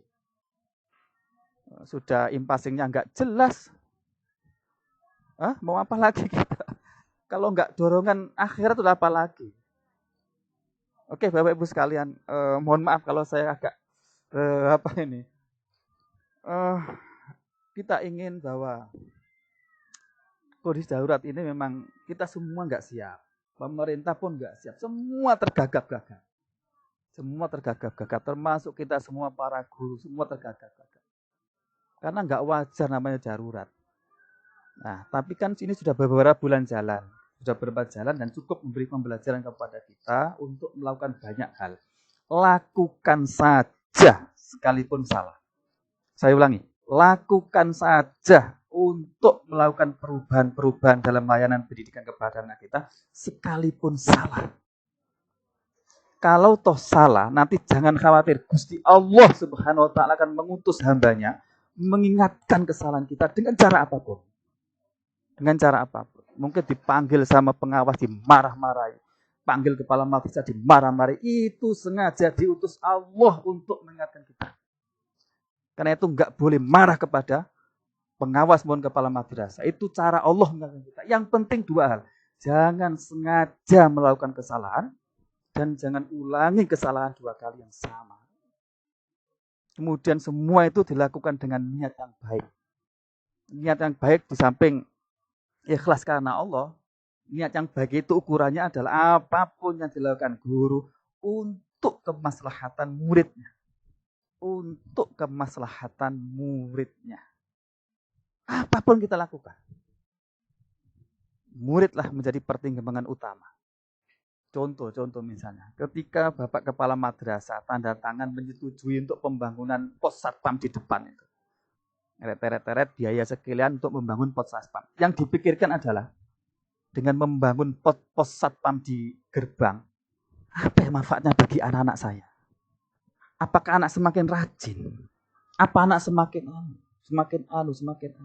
Anaknya yang menjadi pikiran. Ketika Bapak Ibu guru gajinya dinaikkan oleh Pak Kepala Madrasah. Pertanyaan yang utama adalah, apa ya pengaruhnya kepada anak-anak saya? Jadi yang dipikirkan bukan sekedar gurunya kesejahteraan meningkat, bukan, tapi ada pengaruh nggak ke anak-anaknya. Ini yang dimaksud dengan bahwa apapun yang kita lakukan harus fokus kepada kemaslahatan murid-muridnya. Inilah sekali lagi, mari kita ubah pendekatan kita cara mendidik ini. Mendidik terutama dalam COVID-19. Kalau semuanya dengan hati, insya Allah, Pak. Insya Allah selalu ada cara, selalu ada jalan. Man jadda wajada. Siapa yang serius pasti menemukan jalan. Itu kira-kira Bapak sekalian untuk emang betul saya merasakan betul, terima kasih diingatkan dari Man 1 Kota Malang. Betul ini. Tidak hanya kita, Pak. Sekolah-sekolah itu sama, bisa jadi malah malah lebih parah bisa jadi. Berdasarkan penelitian itu 86% guru kita mengajarnya itu, ini di awal-awal ya, di kasus waktu COVID-19 di awal-awal, 86% guru-guru kita mengajarnya itu hanya memberikan tugas, kemudian menagih tugas. Pendampingannya nggak ada. Padahal yang paling penting justru adalah pendampingan tadi yang saya jelaskan di awal. Nah, ini kan 80% tahu artinya. 80% itu artinya, andaikan di ruangan itu ada 100 orang, ada 86 orang yang melakukan itu. Hanya 14 orang yang genah, yang lumayan, kira-kira begitu. Itu arti 86%. Nah, mari kita melakukan perubahan terkait dengan itu sekalian. Nah, tadi saya membaca di chat ya, di chat itu ada pertanyaan bagaimana buku fikih, usul fikih berbahasa Indonesia. Jadi begini, Bapak, banyak pertanyaan tentang buku, Bapak. Ya, ini begini, Bapak sekalian. Terkait buku, ini memang sampai sekarang itu proses ISBN dan proses di review ulang, kemudian proses ISBN. Kita nggak ingin mengeluarkan buku, kemudian ISBN-nya belum ada dan seterusnya. Buku tadi berbahasa Arab ditanyakan. Buku khusus MA keagamaan atau MAPK itu ada dua. Ada yang berbahasa Arab, ada yang berbahasa Indonesia. Yang berbahasa Indonesia itu untuk MA yang peminatan keagamaan. Nah, yang berbahasa Arab itu yang ada asramanya atau MAPK itu, yang di Indonesia ada 10 itu. Itu yang semua nanti menggunakan bahasa Arab dan itu sekarang masih proses ISBN, mohon untuk bersabar. Untuk buku yang berbahasa Arab itu reviewernya itu langsung dari Arab Saudi dari aspek bahasanya. Jadi karena guru-guru kita kalau nulis Arab itu kan bahasa Indonesia yang diarabkan, jadi zauk lughawinya itu nggak terasa gitu. Nah, makanya itu kita kerjasama dengan markas khusus Al-Ma'rifi At-Tawasi wal Ma'rifi di Arab Saudi sana untuk mereview buku-buku yang berbahasa Arab itu sehingga zauk lughawiyahnya itu terasa. Kira-kira begitu. Jadi mohon, tadi saya lihat ada pertanyaan itu. Terima kasih sekali lagi kepada teman-teman Bapak Ibu semuanya yang menyampaikan. Nah, saya mungkin ini waktu berjalan terus, jadi saya ingin melanjutkan dulu Bapak Ibu sekalian terkait dengan guru yang bagaimana yang dibutuhkan agar guru ini itu bisa menyiapkan, yang diandalkan untuk menyiapkan peserta didiknya siap untuk hidup di abad 21. Kira-kira begini ini bentuknya ini. Ada 8 karakteristik guru yang dibutuhkan bagi anak-anak kita abad 21 ini. Itu rinciannya begini. Yang pertama guru adaptor. Ini saya agak detail kan untuk agar kita bisa mencocokkan diri kita masing-masing. Guru adaptor. Guru adaptor ini maksudnya adalah bahwa dia bisa beradaptasi dengan kemajuan zaman, teknologi. Tadi disebut dari Malang itu ya ini maksudnya. Jadi dia mampu menyesuaikan diri dengan teknologi dan seterusnya. Tapi tidak sekedar itu. Yang lebih penting dari itu adalah bahwa guru yang adaptor adalah, kalau terkait dengan kurikulum ini, guru yang mampu membaca kurikulum itu tidak sekedar teks yang kemudian disampaikan kepada anak-anak begitu saja, tapi dia mampu mengimajinasikan, kemudian dia menurunkan untuk bisa diterapkan sesuai dengan kondisi individunya. Gimana? Ini gini aja. Tulisnya begini. Ini terkait dengan cara pandang kita terhadap peserta didik kepada murid. Ada 2 cara pandang. Yang pertama adalah apakah murid kita itu bagaikan kertas putih yang masih kosong, nggak ada tulisannya sama sekali. yang tugas guru adalah memberikan gambar atau tulisan sesuai dengan keinginan guru, ataukah peserta didik itu adalah ibarat kertas putih tapi sudah ada coretannya, ada gambarnya tapi gambarnya itu masih samar-samar, belum tampak jelas. Dia masih samar-samar, bentuknya apa belum jelas. Nah, tugas guru adalah menebalkan gambar itu sehingga membentuk pola sambil dia menghilangkan coretan-coretan yang tidak berguna dalam gambar itu. Nah, terkait dengan abad 21 ini tentu pilihan yang kedua yaitu ada gambarnya. Karena itulah kurikulum madrasah itu disusun dalam bentuk kurikulum mandiri yang berbasis individu. Saya ulangi, kurikulum madrasah itu kurikulum mandiri yang berbasis individu. Artinya, kurikulum nasional yang KMA ini itu kan fleksibel. Ketika mau diterapkan di madrasah, itu mesti harus disesuaikan dengan kondisi madrasah di situ. Karena itulah ada namanya KTSP, kurikulum tingkat satuan pendidikan, yang memungkinkan satu kampung ada 2 aliyah. Kurikulumnya itu berbeda. Karena memang disesuaikan dengan kondisi madrasahnya. Oke. Nah, tidak cukup seperti itu. Bagi guru ketika mau menurunkan kurikulum itu mau diajarkan di dalam kelas, masih harus disesuaikan dengan kondisi individunya. Harus disesuaikan dengan kebutuhan anak-anaknya. Nah, itulah guru abad 21 yang adaptif tadi itu, yang dia mampu seorang adaptor yang adaptif, mau mengadaptasikan kurikulum sesuai dengan kondisi anak. Gambarnya begini kan, kita maklum kan bahwa gaya belajar anak kita itu kan ada 3 ya, ada yang mengandalkan telinga. Kalau ini ciri khasnya kalau ada guru menjelaskan dia khusyuk mendengarkan, itu berarti dia mengandalkan telinga, namanya auditorial. Ada yang anak kita itu cara belajarnya, dia lebih baik membaca daripada mendengarkan penjelasan gurunya. Jadi asik dia membaca. Ini berarti dia tidak mengabaikan gurunya, karena memang gaya belajarnya seperti itu. Namanya gaya belajar visual. Dia mengandalkan penglihatan. Nah, ada yang ketiga ini, yang tidak bisa diam. Pokoknya kalau diam dia gatal. Pokoknya jalan-jalan atau bahkan pukul-pukul, pokoknya dia bergerak terus. Ini namanya kinestetik. Nah, seorang guru yang adaptor, ketika dia mengajar di kelas, itu bisa melayani semuanya. Bisa melayani semuanya. Itu yang pertama. Jadi ketika menghadapi anak yang auditorial, berarti gini. Ketika menghadapi anak yang visual, dia begini. Ketika dia menghadapi anak kinestetik, dia adaptor. Itu yang pertama. Yang kedua adalah terkait dengan bakat minat. Anak-anak kita itu unik. Tidak ada satupun anak yang sama persis. Dia lahir di dunia membawa karakter masing-masing. Ada yang suka ini, suka itu, ada yang punya bakat ini, bakat itu, ada yang punya kecenderungan ini, itu berbeda.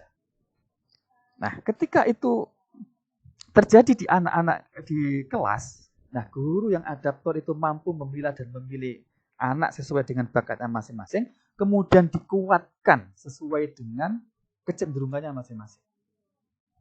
Nah, ini kira-kira implementasinya memungkinkan Bapak Ibu sekalian di madrasah itu muncul ada kelas-kelas unggulan. Dan semuanya unggulan. Ada kelas matematika, menampung anak-anak yang memang bakat minatnya di matematika. Ada yang kelas fikih, usul fikih. Nah, karena memang bakatnya anak ini top di situ. Dia kecenderungannya dan cita-citanya ingin kelak menjadi ahli fikih yang tabakhur ilmunya. Nah, dikelompokkan di kelas sendiri. Kemudian dia dimatangkan di situ. Ada kelas bahasa, ada kelas mungkin kelas IPA, ada kelas apalagi. Jadi ada khas gitu. Nah, ini yang dimaksud dengan kemampuan guru ya adaptor.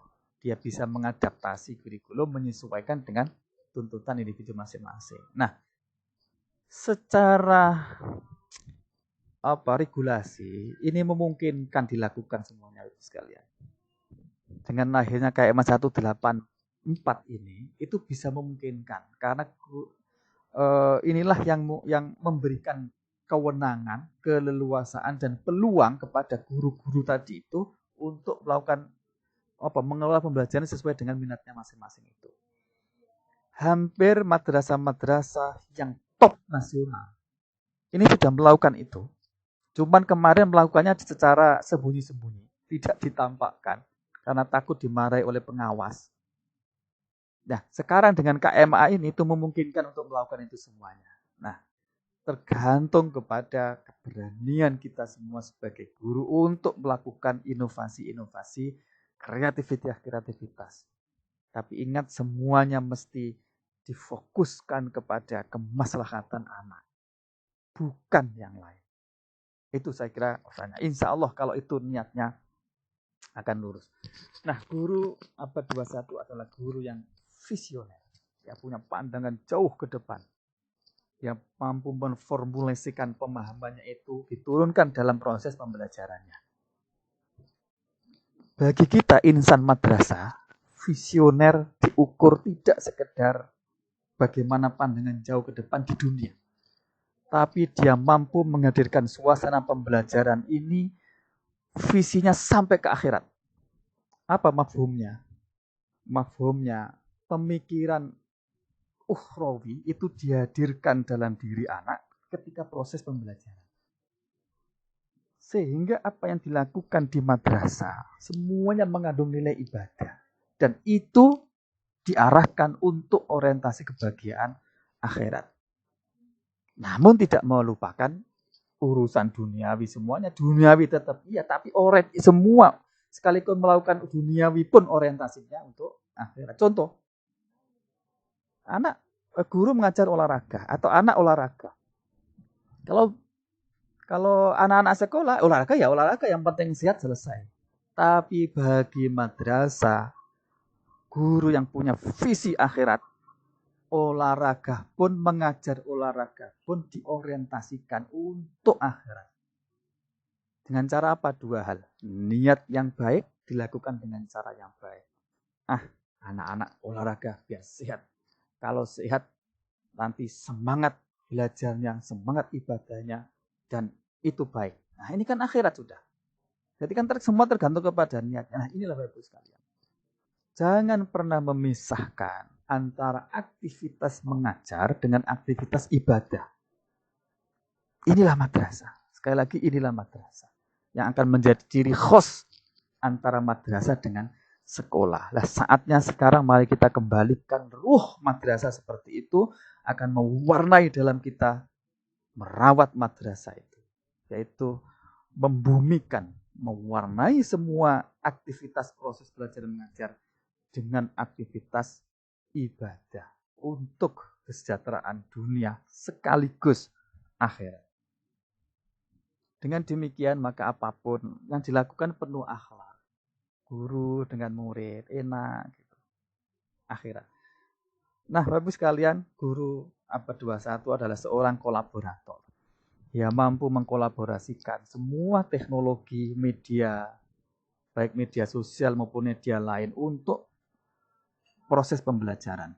Namun tidak sekedar itu, dia mampu mengkolaborasikan semua guru-gurunya antar mata pelajaran dalam proses pembelajaran. Coro dia ngajar fikih, yang dipikirkan tidak fikih saja, tapi dia kaitkan juga tentang bagaimana ya akidahnya, bagaimana akhlaknya, bagaimana aspek IPA-nya dan seterusnya. Itulah guru yang kolaborator, sehingga dia belajar ke anak pun lebih bermakna karena lebih komprehensif. Guru kolaborator. Nah, ini penting. Guru abad 21 adalah guru yang berani mengambil resiko. Kemudian terkait begini Bapak sekalian. Anak-anak kita dengan kemajuan teknologi ini, dia belajar dari mana saja, kapan saja, di mana saja. Nah, karena itu memungkinkan bisa jadi anak-anak kita itu lebih tahu duluan daripada gurunya. Anak-anak kita lebih tahu lebih banyak daripada gurunya. Itu memungkinkan. Apalagi kalau urusan teknologi. Anak-anak kita yang sekarang kita ajar di kelas ini lahirnya sudah bawa HP. Bisa jadi kemampuan menggunakan teknologi lebih mahir daripada gurunya. Nah, ketika itu terjadi, maka ada saatnya untuk anak-anak seperti itu diberi kepercayaan untuk mengajar teman-temannya. Peer teaching, tutor sebaya. Tentu melakukan itu banyak resiko. Ada resikonya. Resikonya ya mungkin gurunya dianggap jadul lah, nggak bisa dan sebagainya, nggak apa-apa. Toh Al-Ghazali mengatakan la adri mina ilmi. Pengakuan seorang guru bahwa saya tidak tahu itu bagian daripada ilmu. Itulah ilmu. Adab. Itulah ilmu. La adri minal ilmi. Pengakuan saya tidak tahu adalah bagian daripada ilmu. Nah, guru abad 21 berani mengambil risiko itu. Risiko mungkin tidak tercapai pembelajaran, tidak tercapai target dan macam-macam. Tidak apa-apa. Toh kalau itu kita hubungkan dengan teori belajar, ini bagus sekali. Teori belajar piramida pembelajaran. Kita lihat nih. Kalau guru fikih mengajarkan dengan cara ceramah, anak suruh mendengarkan, hanya 5% materi itu terserap dalam diri anak. Kalau di samping itu guru mengelola proses pembelajaran dengan mewajibkan anak membaca, itu 10% materi itu terserap dalam diri anak. Coba kita bandingkan dengan yang paling bawah. Ketika guru cara mengajarnya dengan cara anak-anak disuruh mengajari teman-temannya. Teach others. Mengajari yang lain. 90% materi itu akan terserap dalam diri anak itu. Ini kan luar biasa. Hanya saja itu beresiko. Nah, guru abad 21 berani mengambil resiko itu. Guru abad 21 adalah guru yang tidak berhenti belajar. Setidaknya 2 hal yang ia pelajari. Yang pertama terkait dengan konten apa yang diajarkan. Sehingga apa yang disampaikan dengan anak-anaknya selalu baru. Bukan itu-itu saja. Dia mengajar mulai zaman A sampai Z. Yang disampaikan di kelas itu saja. Ini berarti gurunya nggak tambah ilmunya. Nggak mau belajar. 1, belajar tentang kontennya. Yang kedua, guru belajar terus-menerus terkait dengan bagaimana mengajarkannya. Berarti terkait dengan pedagogiknya, metodologi pembelajarannya, pendekatannya. Karena itulah disarankan Bapak Ibu guru itu tergabung dalam organisasi profesi. Biar memungkinkan untuk saling tukar pengalaman. Praktek terbaik dari guru-guru lain dipraktekkan, kita serap untuk mengajar anak-anak kita. Best practice itu. Nah, guru abad 21 adalah seorang komunikator. Tidak sekedar bahwa guru itu mampu berkomunikasi dengan baik, jelas, akurat, tidak. Tapi lebih dari itu adalah guru mampu berkomunikasi dengan anak-anaknya dengan teknologi.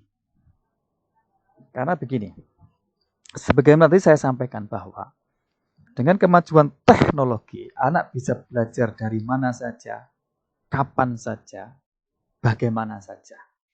Nah, ketika itu terjadi, maka kehadiran guru tetap diharapkan. Jangan sampai dilepas. Nah, ketika guru tidak bisa hadir secara fisik, maka teknologi komunikasi memungkinkan untuk menggantikan guru tadi. Dengan cara apa? Guru misalnya mengembangkan media pembelajaran yang itu dimanfaatkan oleh anak-anak kapan saja, di mana saja, bagaimana saja. Guru menggunakan berbagai media seperti ini. Guru menggunakan berbagai tools teknologi untuk proses pembelajarannya, mendampingi anak-anaknya di rumah, mendampingi anak-anaknya dalam kondisi apapun, tetap bisa mengakses media pembelajaran yang dipakai oleh guru-gurunya. Guru abad 21 menggunakan dan menguasai tools untuk berkomunikasi. Inilah yang dimaksud dengan guru komunikator. Nyuwun sewu Pak Imam. Gimana? Oh, 5 menit lagi. 5 menit lagi. Baik. Sudah masuk di room. Yang paling penting lagi adalah uswah dan menjadi pemimpin. Guru harus menjadi betul-betul menjadi guru yang bisa digugu dan ditiru. Digugu apapun ucapannya, ditiru semua perilakunya. Nah, yang paling akhir Bapak Ibu sekalian, Bapak Ibu mengajarkan fikih. tujuannya tentu tidak sekedar bagaimana anak memahami syariat dalam setiap aktivitas ibadah dan muamalahnya. Hubungan minallah, hubungan minannas itu kemudian dia paham tentang itu, tidak. Tapi yang paling penting adalah bagaimana murid itu terbentuk perilaku hariannya itu. Jadi dia melakukan apapun itu diwarnai oleh aturan syariat. Itu diwarnai oleh aturan syariat. Tapi harus tidak boleh lepas dari konteks kehidupan berbangsa, bernegara dalam naungan NKRI. Ini yang paling penting. Artinya begini, anak-anak kita boleh belajar ilmu agama setinggi sedalam apapun, boleh belajar fikih, syariat, usul fikih, akidah, akhlak sedalam apapun, tapi tidak boleh anti Pancasila, anti NKRI, anti UUD 45. Karena faktanya dia hidup di bangsa negara Indonesia ini. Pancasila sebagai kesepakatan bangsa, siapapun dari kita wajib ikut menjaganya, wajib menjaga. Mohon ini menjadi camkan betul. Karena ini relevan dengan sekarang mulai ada pemahaman transnasional yang mulai mempengaruhi untuk mengganti Pancasila dengan khilafah. Pemahaman-pemahaman yang tidak sesuai dengan karakter bangsa yang sudah top itu. Yang toleran, yang gotong royong dan sebagainya, itu karakter Indonesia asli yang top. Nah, seiring dengan perkembangan zaman seperti itulah, maka semakin relevan bahwa yang penting kita ini adalah membekali anak-anak kita untuk keterampilan cara berpikir tadi itu sekalian.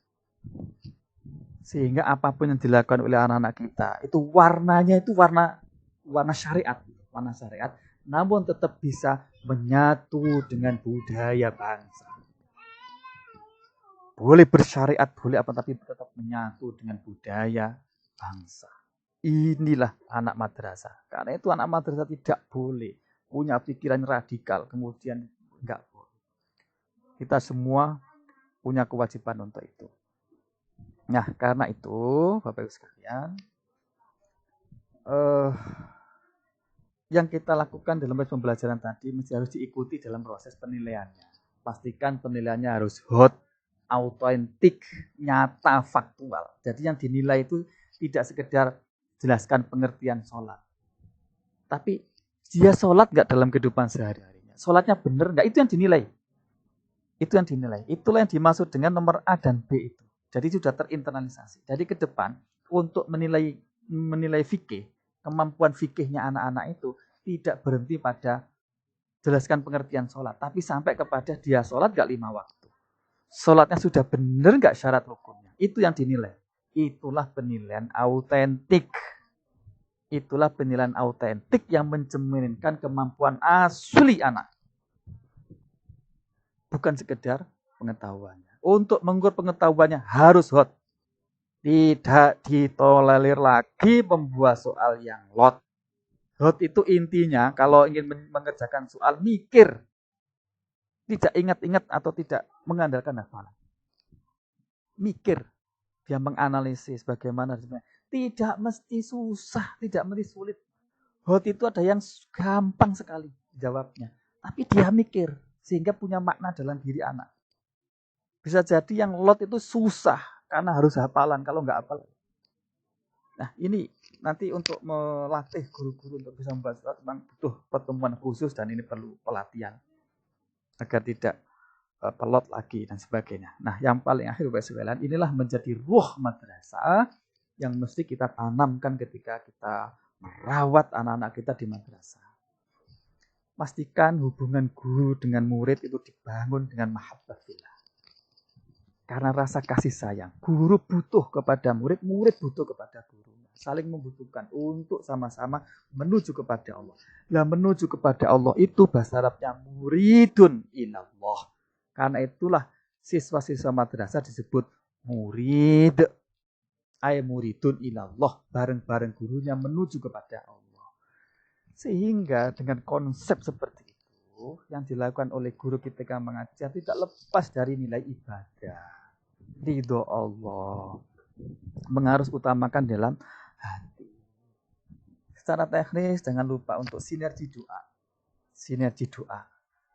Orang tuanya mendoakan anaknya, anaknya mendoakan gurunya, gurunya mendoakan anaknya, anaknya juga mendoakan gurunya, kepala masyarakat saling bersinergi doa. Bisa jadi inilah yang punya pengaruh untuk membuat anak-anak itu hatinya hidup. Hatinya hidup. Diberi amalan-amalan, misalnya sudahkah anak-anak kita yang gede-gede itu, yang alia ini, yang Masya Allah yang ABG itu, dilatihlah misalnya, sekedar setiap hari semalam baca sholawat 100 kali, baca tahlil istighfar 100 kali, dan itu dicek oleh gurunya. Oke lah, misalnya dilatih lagi. Sudahkah kita melatih, membiasakan agar anak itu selalu dalam kondisi suci. Batal wudhu, batal wudhu, batal wudhu. Sudahkah anak-anak kita itu diajarkan dawamu dzikri, di mana saja kapan saja selalu zikir, ingat kepada Allah. Itulah konsep mujahadah riyadhah dalam proses pembelajaran. Inilah yang khas madrasah. Mari kita kembalikan. Sehingga nanti kalau anak-anak kita menjadi apa saja pada zamannya, bergaul dengan orang dunia belahan mana saja, karakter Islamnya ini akan mewarnai dalam cara berpikir, bersikap, dan bertindaknya. Sekian apapun yang saya sampaikan, semoga berkah manfaat. Khususnya kepada peserta didik kita, semoga hatinya difutuh oleh Allah Subhanahu wa taala. Akhirul kalam, wallahu muwaffiq ila aqwamit thoriq. Mohon maaf kalau ada kesalahan, kalau ada kata-kata yang enggak pas, enggak enak di hati, mohon maaf, dilepaskan. Dan terima kasih atas perhatiannya. Wassalamualaikum warahmatullahi wabarakatuh.